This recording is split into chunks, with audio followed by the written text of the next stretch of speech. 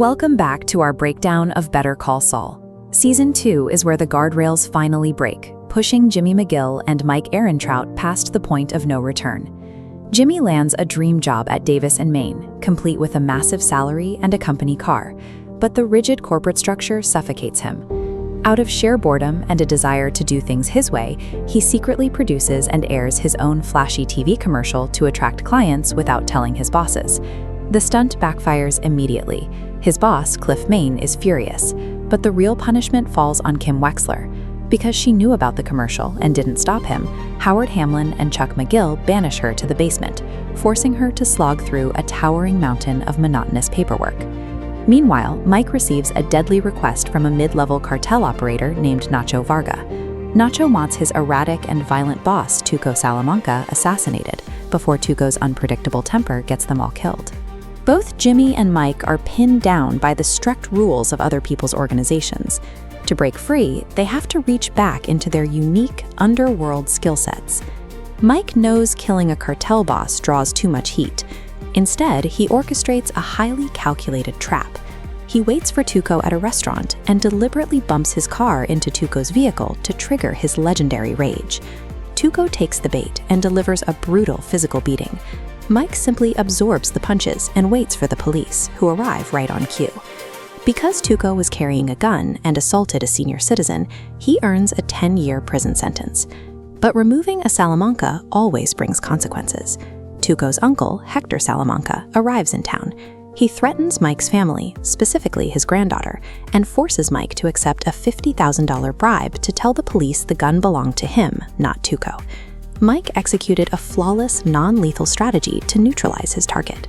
However, by doing so, he placed himself directly on the cartel's radar. Across town, Jimmy is desperately trying to escape his corporate job. He wants to quit, but there is a specific clause in his contract. If he resigns within his first year, he legally forfeits his massive signing bonus. So Jimmy forces them to fire him. He launches a full-scale sabotage campaign, wearing blindingly loud neon suits to work, refusing to flush the toilets, and aggressively playing the bagpipes in the middle of a quiet office. The irritation campaign works. Cliff Main fires him, allowing Jimmy to keep the bonus money. He uses the cash to rent a shared office space with Kim, who has just successfully landed a massive regional bank account called Mesa Verde. Chuck refuses to let Kim walk away with the firm's client. Despite a severe illness, Chuck attends a meeting with the Mesa Verde executives and smoothly manipulates them into keeping their business with HHM, leaving Kim completely heartbroken and empty-handed. Jimmy realizes a painful truth. As long as he and Kim play by the established corporate rules, Chuck will always hold the power to outmaneuver them. To level the playing field, Jimmy waits until the middle of the night. He breaks into Chuck's house while his brother is sleeping and steals the highly sensitive Mesa Verde legal documents right out of Chuck's boxes. At a late-night copy shop, Jimmy changes the bank's address from 1261 to 126 across dozens of pages. When Chuck submits the forged paperwork, the incorrect address triggers an immediate rejection, a humiliating public failure for the perfectionist lawyer.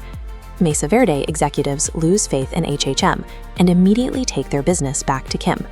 Chuck, realizing his own brother sabotaged him, suffers a severe psychological and electromagnetic breakdown, retreating into a house covered in protective foil. Seeing Chuck's agonizing state, Jimmy breaks down. He confesses to the forgery to assure his brother his mind isn't failing. But Chuck is secretly recording the entire admission on a hidden cassette tape. Jimmy was willing to cross absolute legal and moral lines to ensure Kim's success. But by doing so, he handed Chuck the exact piece of evidence needed to destroy his legal career. At the same time, Mike escalates his own war against the Salamancas. He builds a homemade spike strip, ambushes Hector's ice cream smuggling truck on a desert road, and successfully robs it of $250,000 in cartel cash. But Hector retaliates by killing the civilian truck driver who reported the robbery. Realizing the cartel won't stop, Mike takes a sniper rifle deep into the desert, lining up Hector in his scope for a lethal shot. Just as he's about to pull the trigger, his car horn begins to blare continuously in the distance. He abandons the shot, returns to his vehicle, and finds a piece of paper tucked under his windshield wiper with a clear message. don't. 2 invisible traps snap shut. Jimmy is caught by his voice, and Mike is being tracked. Who left that note for Mike? And what will Chuck do with Jimmy's confession? We will break it all down in our Season 3 recap. Make sure to hit that subscribe button, like and share this video, and check out our other breakdowns on the channel. See you next time.